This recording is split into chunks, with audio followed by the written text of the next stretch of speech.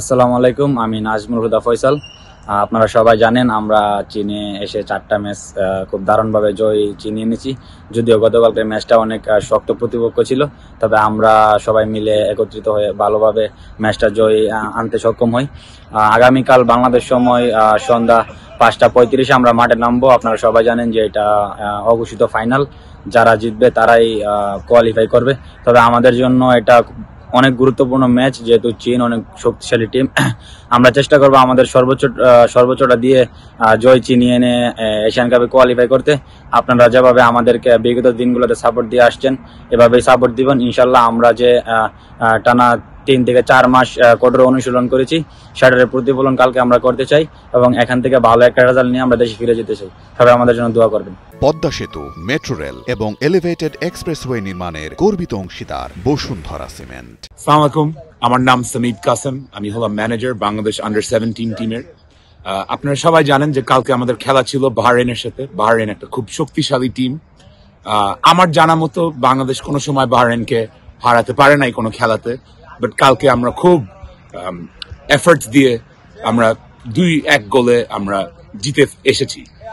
এই ভিক্টরিটার জন্য এখন বাংলাদেশের একটা হিস্টোরিক চান্স আছে যে আমরা নেক্সট এশিয়ান আন্ডার-17 টুর্নামেন্ট, যেটা সামনের বছরে সৌদি আরবিয়াতে খেলা হবে, আমরা এটার জন্য একটা কোয়ালিফাই করার চান্স আছে। আমরা যদি কোয়ালিফিকেশনটা সাকসেসফুল হতে চাই, আমাদের চায়নার সাথে কালকে জিততে হবে। আমাদের ড্র করলে হবে না, বিকজ ওরা গোল ডিফারেন্সে আমাদের একটু আগায় আছে। সো এই জন্য আমরা কালকে টার্গেট করব চায়নাকে কিভাবে আমরা বিট করতে পারি। আজকে আমরা একটা টিম মিটিং ছিল আমাদের বিকালে। এই মিটিং এ আমরা চায়নার ভিডিও অ্যানালিসিস এক্সটেন্সিভলি করেছি। আমরা অ্যানালাইজ করেছি যে ওরা ভালো কোন দিক দিয়ে খেলে, ওদের উইকনেস কোন দিক দিয়ে, এবং আমাদের প্লেয়ারদের কি করতে হবে চায়নাকে থামাতে। আজকে সকালে অলসো আমরা একটু টিমকে রিফ্রেশ করার জন্য আমরা তো লাস্ট 10 দিন ধরে বেসিক্যালি হোটেল থেকে ট্রেনিং থেকে ম্যাচ, আমাদের কোনো সময় ছিল না ফর এনি রিল্যাক্সেশন। তো আজকে সকালে আমরা একটা পার্ক আছে আমাদের হোটেলের বেশ কাছে, আমরা ওইখানে হাঁটাহাঁটি করেছি। ওখানে খুব সুন্দর সিনারি ছিল, একটা খুব সুন্দর লেক ছিল।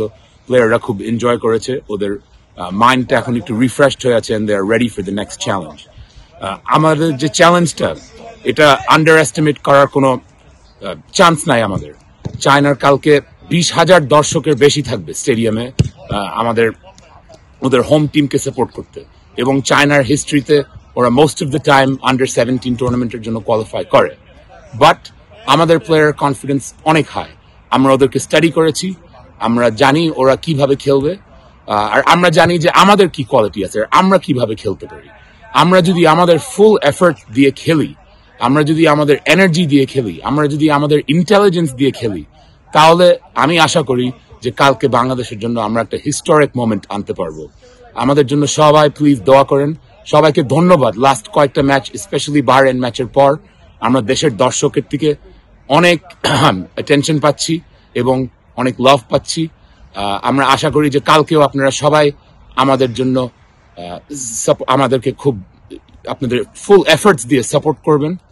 কালকের খেলাটা আমরা চেষ্টা করব কিভাবে জানাতে বাংলাদেশি দর্শককে দেখার জন্য। এটা খালি চাইনিজ টিভিতে দেখা যাবে, বাট যদি কোনো ব্যবস্থা করা যায় আমরা এটার অ্যারেঞ্জমেন্ট নিতে চেষ্টা করব। প্লিজ আবার আমাদের জন্য দোয়া করেন। কালকে বাংলাদেশের একটা চান্স আছে হিস্ট্রি বানানোর জন্য, আর আমরা ফুল এফর্ট নিয়ে, ফুল কনসেন্ট্রেশন নিয়ে এই চান্সটা আমরা নিতে চাই।